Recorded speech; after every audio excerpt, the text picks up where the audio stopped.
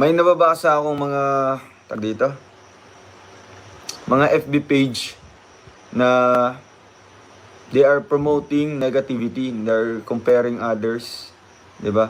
And ang pinakaano pa doon is ini-involve pa tayo. 'Di ba? Ini-involve pa tayo.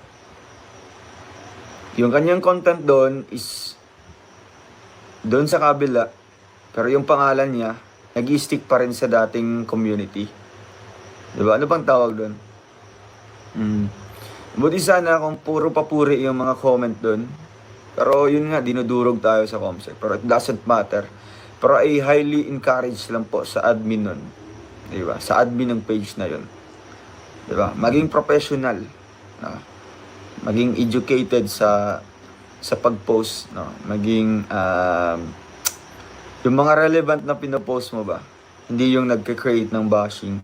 Hindi yung nagka-create ng comparison. Kaya ang gagawin natin sa mga FB page na yon, ipopost natin, pati yung link. Oo. Tapos, no? Kapag magkakaisa tayo, guys, no? Siguro mga 2,000 reported, ano lang yun, user.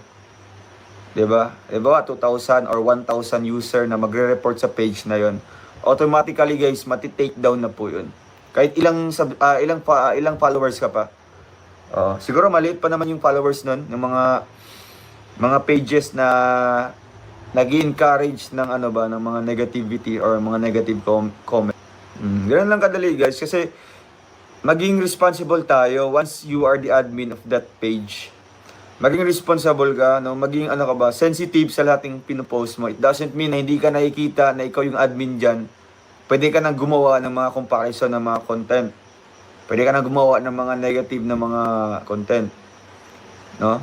You are the responsible na magdudulot po ng positive lang sa mga viewers. Alam mo naman yung naging community ngayon, naging separated na, no? Dalawa na siya.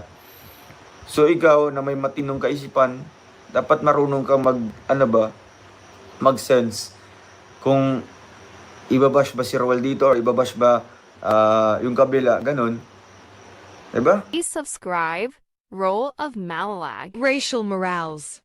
Thank you.